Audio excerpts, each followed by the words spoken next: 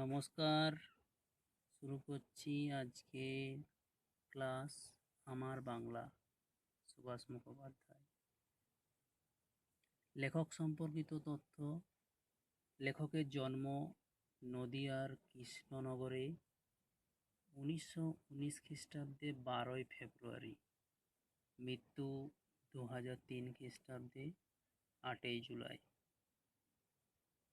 তিনি পদাতিকের কবি হিসেবেই বেশি পরিচিত।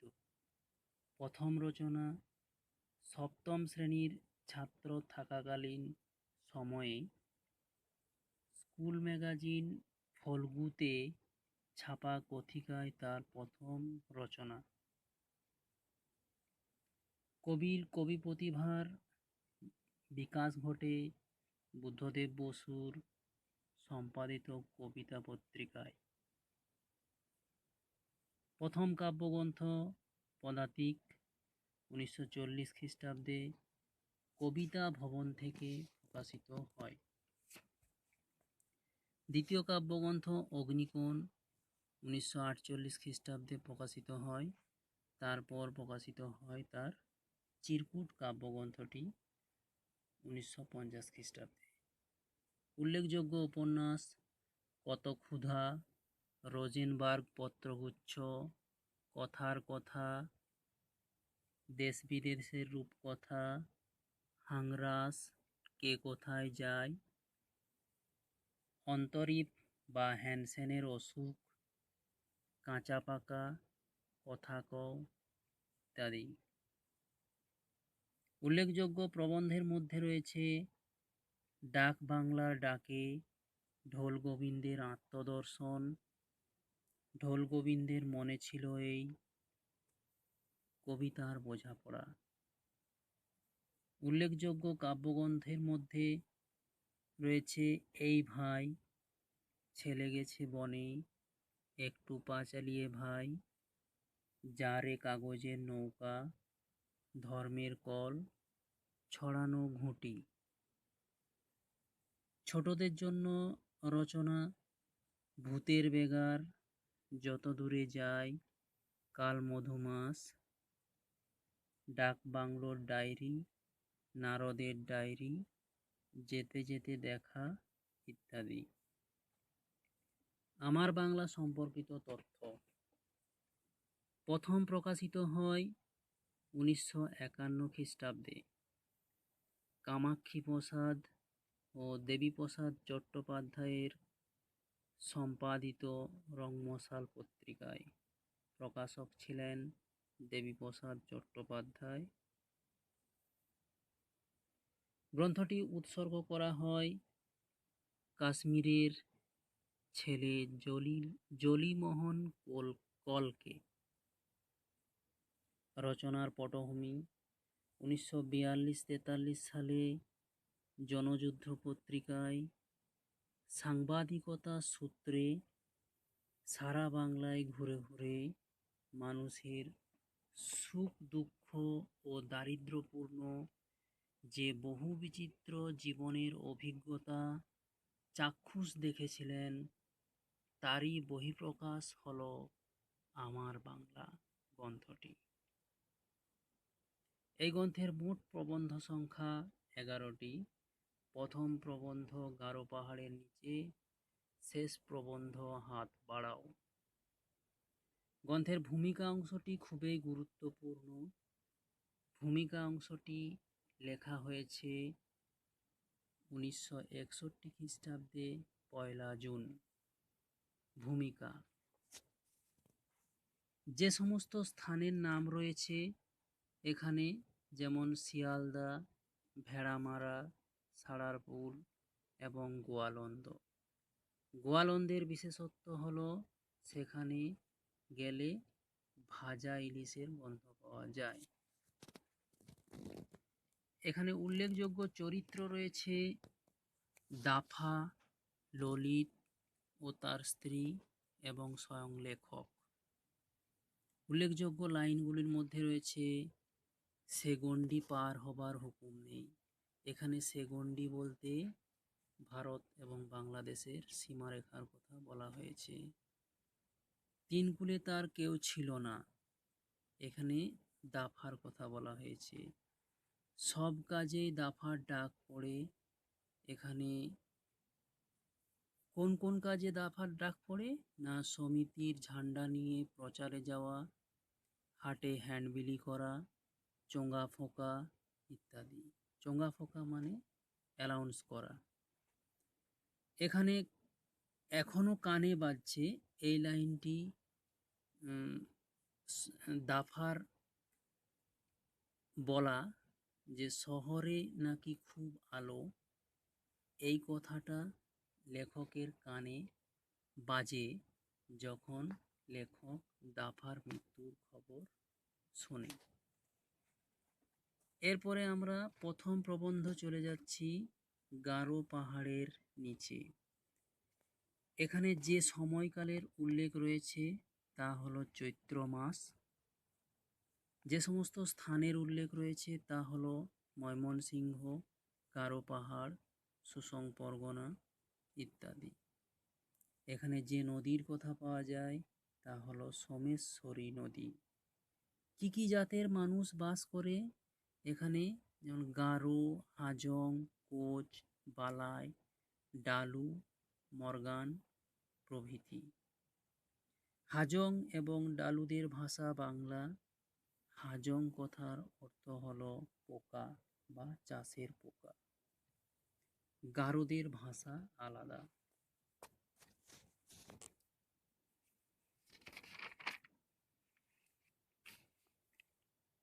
প্রবন্ধটিতে যে গান ব্যবহৃত হয়েছে সেই গানটি হলো বড়ই ধাঁধায় পড়েছি মিতে।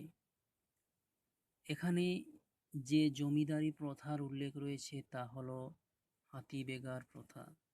এই প্রথার অবসান ঘটে জৈনিক গোরাচাঁদ মাস্টারের নেতৃত্বে। এখানে যে পৌরাণিক প্রসঙ্গ রয়েছে তা হলো রামায়ণের রাবণের চিতা জ্বলার প্রসঙ্গ। এরপরে আমরা চলে আসছি কিছু লাইন ভিত্তিক আলোচনা। যেমন প্রথম লাইন আছে ভয় পাবার কিছু নেই।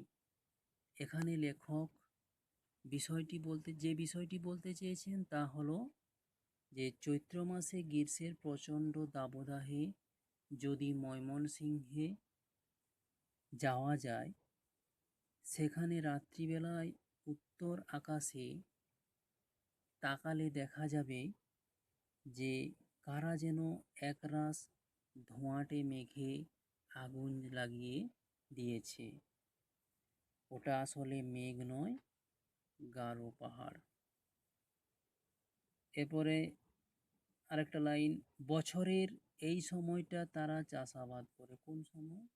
না চৈত্র মাসের সময়ের কথা এখানে বলা হয়েছে। এরপরে চলে আসছি গারো পাহাড়ের দাবানলকে এখানে রাবণের চিতা জ্বলার সঙ্গে তুলনা করা হয়েছে।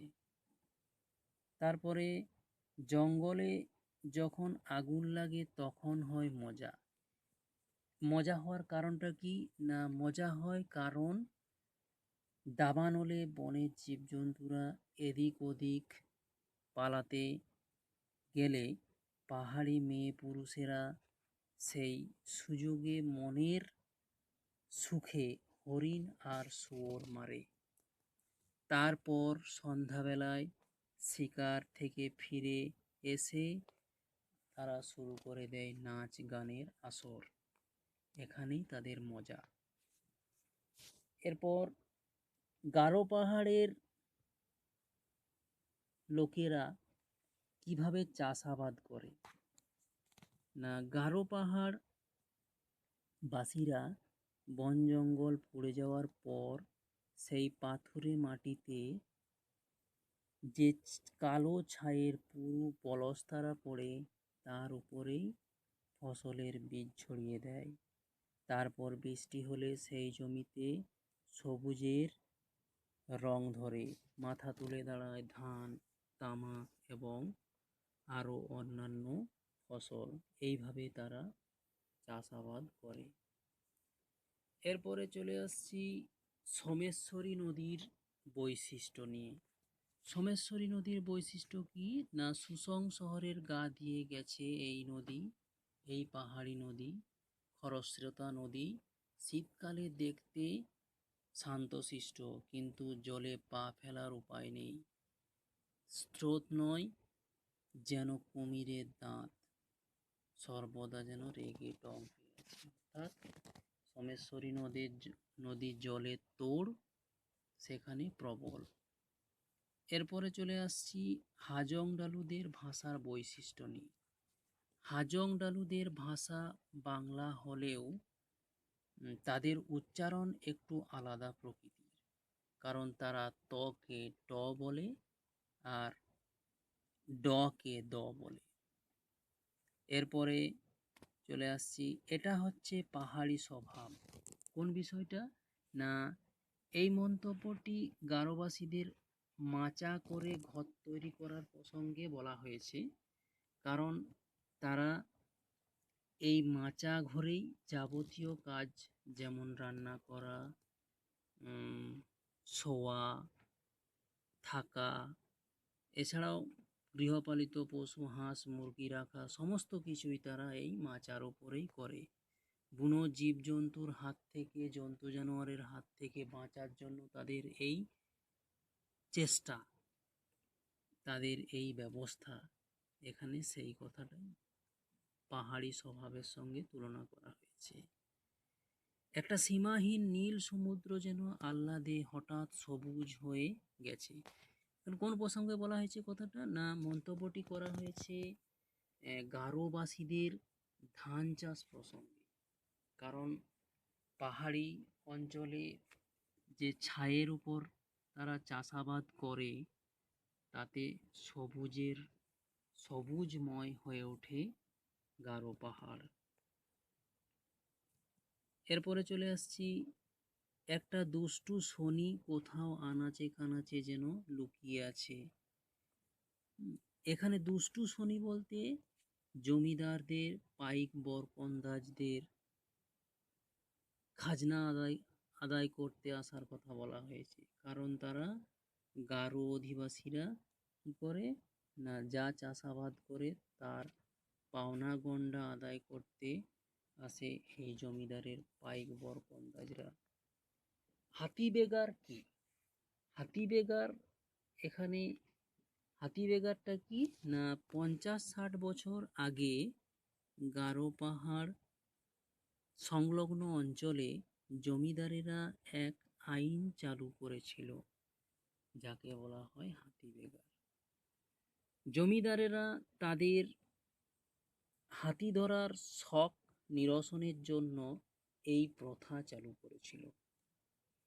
হাতি ধরার জন্য প্রত্যেক গাঁ থেকে প্রজাদের আসতে হতো নিজেদের খাবার সঙ্গে নিয়ে। যে জঙ্গলে হাতি থাকতো সেখানে সেই প্রজাদের বেড় দিয়ে দাঁড়াতে হতো। ছেলে বুড়ো কারোরই মাপ ছিল না। এর ফলে প্রজাদের কাউকে সাপের কামড়ে অথবা কাউকে বাঘের মুখে পড়ে প্রাণ হারাতে হতো। তো এইভাবে এই হাতি বেগার প্রথা কিভাবে বন্ধ হয় না এই হাতি বেগার প্রথা বন্ধ হয়েছিল জৈনিক গোরাচাঁদ মাস্টারের নেতৃত্বে।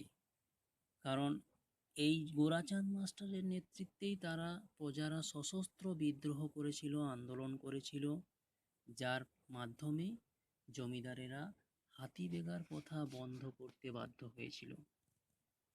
এই হাতি বেগার বিদ্রোহের কথা কিভাবে শোনা যায় না এখনো কেউ যদি চৈতন্য নগর হিঙ্গুলকোনায় যায়, সেখানে খগ মোড়ল এবং আমতু মোড়লের বংশধরদের মুখে এ হাতি বেগার বিদ্রোহের গল্প শোনা যায়। আজ এখানেই শেষ করছি। নমস্কার।